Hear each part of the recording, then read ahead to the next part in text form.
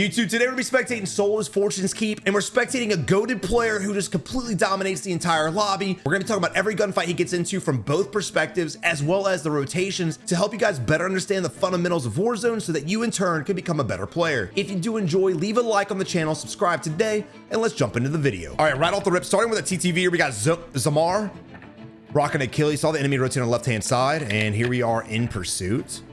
Checking the street first. There's one kill. There's another guy getting sniped from the left. Now, right off the rip, just notice the observation. So the reason I'm putting this out for a lot of you guys like, duh, Savage, is because we don't watch this a lot. So instead of him going to the right-hand side and just chasing the enemy, he wants to clear the street to make sure the enemy isn't rotating away. And that's where we meet player number one. And he gets an easy kill on this guy.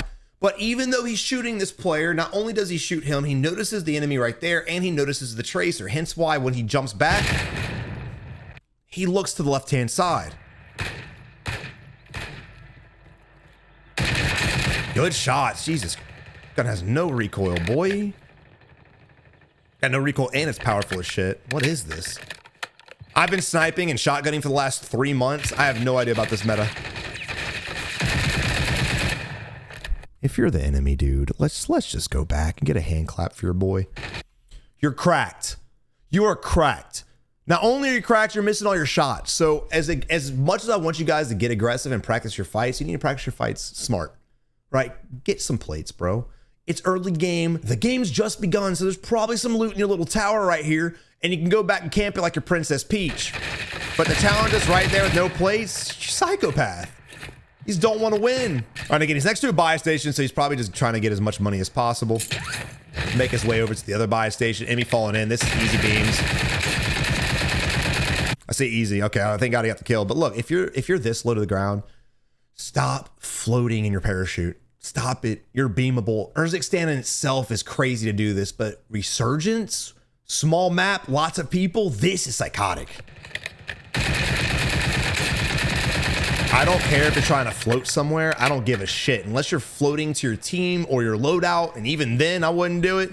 There's no reason. Again, beginning game, absolutely wild for that. Now let's talk about the enemy right here. So we talked about this a few videos ago. If you're an enemy on the bridge pushing a fight, you're very vulnerable. There's no cover here. He just heard us get in a fight. He just saw us cross. And instead of playing cover like this or pushing through the ravine or terrain, he just comes across a bridge, making our life. And notice how Zamar went crouched. He went crouched, kind of giving himself the ability to play this like a heady. So now if you're in the enemy's position, instead of being able to see most of our body, you can only see from about here up, making it require you to be a lot more precise to hit your shots.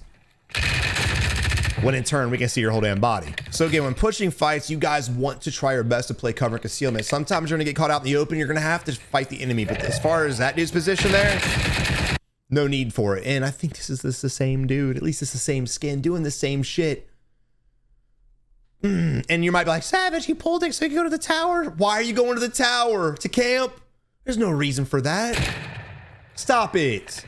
It's not even safe in the zone, brother.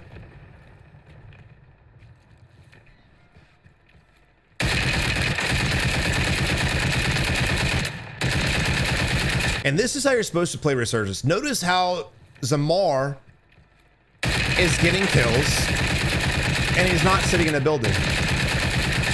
Things I thought I'd never have to say in gaming. If you don't sit in buildings, you get better, you play better, you perform better, I guess it's the same thing, and you get kills. Not to mention the amount of reps he's getting in just with the 7 kills is already more than most players we spectate. And that's a shame. This is why I tell you guys religiously, when you say right now, you're like, Savage, I want to get better. You need to stop playing for win, stop caring about your damn stats, and start fighting. Run around the whole map, look for enemies, play solos, duos, play solo duos. I don't give a shit. Play whatever mode you want, but hunt down fights. And again, that's just simple observation. Enemy to our left-hand side. Hey, if you've watched this video up to this point, hit the like button and subscribe. Also, let's try to get this video to 300 likes.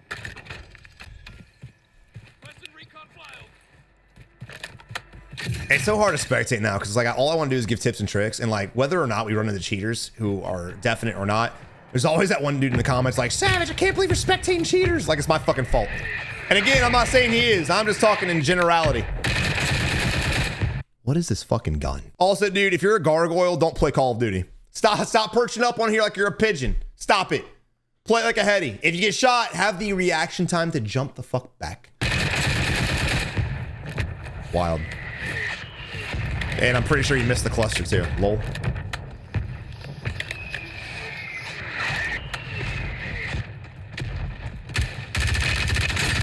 That was simply just hearing his footsteps. So we really have no intel on anything. We're just wandering around. And I'll be honest, I wouldn't really come down here. I would keep my ass up top. I wouldn't anticipate enemies would be down here. Enemy above us. You hear the audio, or at least I do.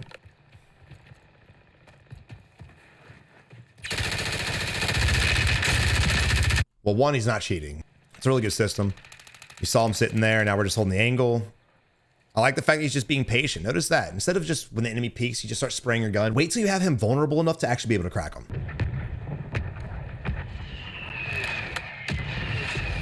All right, he gave a little bit of time, and now he's just kind of moving on, which I definitely mess with. A lot of people will sit there and just hold the angle, hold the angle, hold the angle. After a few seconds, just move on, because the enemy definitely did.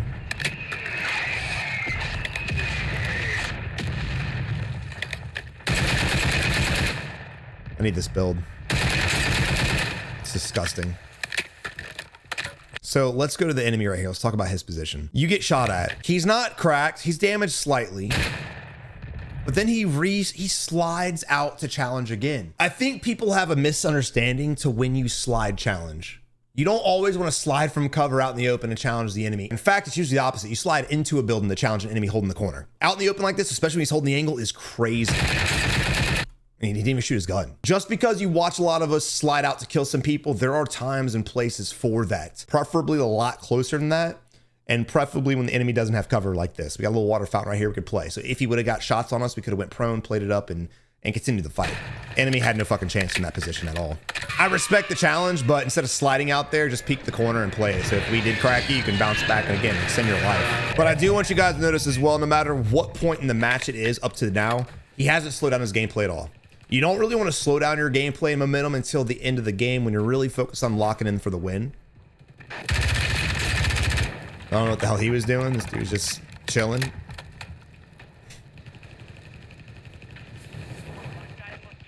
All right, mini map shows the guy to our right hand side. Got footsteps inside where we just came from too.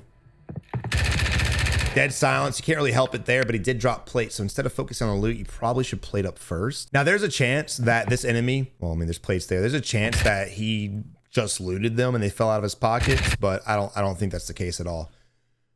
Loot, plate up, reload, then loot. Dead silence or not, I mean, he would have died regardless, but don't get caught up doing that shit. And I also want you to notice most of the kills Zamar's got, they've been sitting basically perfectly still. And not all of them are complete bots. Some of them have actually been trying to challenge. Again, notice a camper. We have 2 grenades. Throw them bitches in there. That's a little ride right. That one's a little low. But I still respect the attempt. He suppressed them enough to be able to break away from the enemy. And now we can kind of re-challenge. You can jump up on the rooftop and challenge them, or we can move on. Oh, someone's below us. How many of you guys are excited for Rebirth? And how many of you guys are scared for Rebirth? I say scared for Rebirth because I'm nervous to how it's going to play. The thing that made Rebirth so good was the fact that TTK was a little bit longer.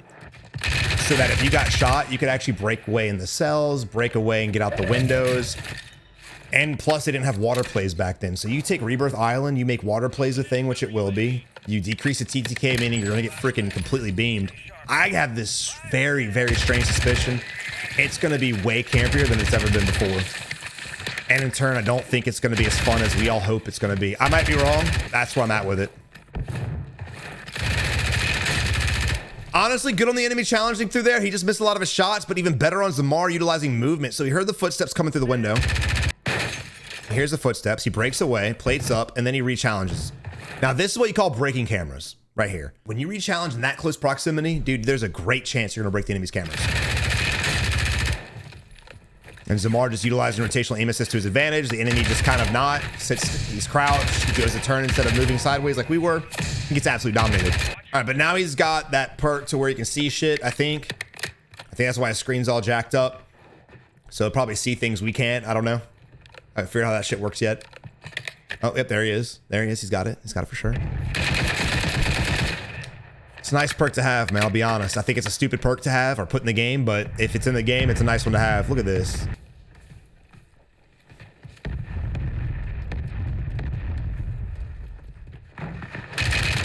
Hey, someone let me know, how long does that perk actually stay on you for? Does it go away when your screen goes normal, or does it stay on you the whole game?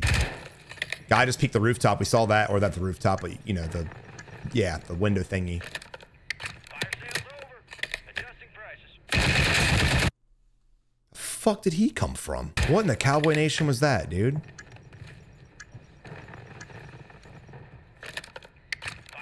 Oh, he ran in. I didn't even see that. If you just heard gunshots inside a building and you see a dead body, please, for the love of God, clear the room before you freaking loot. This is the third guy we've killed looting.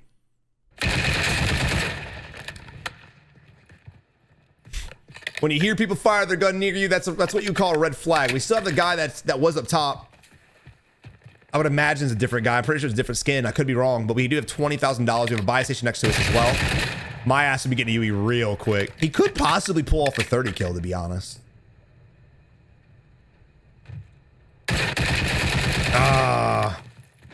Missing. Oh shit. Honestly, great reach out by the enemy. It was unsuspected. I didn't think he'd freaking do it, and he was able to catch us out in the back and almost win the fight. More footsteps on us. Uh-oh. Resurgence has been deactivated. I'm pretty sure there's someone else in that building. Yeah, there is.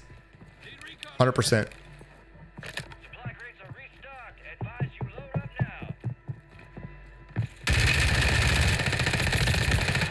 Oh no. Moving on to Kenny Rock and 8. And again, I would have rathered UAV earlier so we can get positioning. Maybe have a little bit better vantage point on the enemy. Also, coming up the staircase like this is a crazy challenge in general because the enemy, even if you just held the angle, it's a hard push to make. UAV sitting on the ground. Kenny said, I want it. No, he does not. I don't know what players have against UAVs, but y'all are crazy, bro. Y'all are absolutely psychotic. And again, $9,400. No buy needed, I guess. Not sure exactly what he's wanting to do, but I know I want to go ahead and make sure people near me in this compound are dead, or at least where they're at, so I can kill them. His sensitivity is really high, and because he's failed to see UAVs and other things on the ground for loot, I think it's too fast for him. I'm very curious to see him actually like get in a gunfight from his perspective and see what happens. I mean, movement-wise, I don't really see an issue with the sensitivity, but again, maybe he's just on a challenge for no UAVs, but I don't know. That'd be stupid as fuck. So we've worked our way out of the zone. And we need to work ourselves up. Oh. What are you gonna do? What are you gonna do? GG. He did the same thing. All right, Trap Owl goes down. Moving on to Dart Game. A lot of people over here, which is kind of surprising. Still getting shot at. We have an enemy over here as well. Says we're only missing one player. I don't know what the hell Dart Game knows about, but it's a doable fight. He can definitely win this game. The good thing about Fortune's Keep is no matter how bad your position is, you can usually get yourself in a better spot. This map has a great design for getting yourself out of a bad situation. It's a 1v1v1, obviously. We somehow got a crack with the cluster, and we're going to just spam more clusters on the enemy. I'd be focused more on, again, playing position. There's some rocks we can kind of move to. We have the wall we can play as well.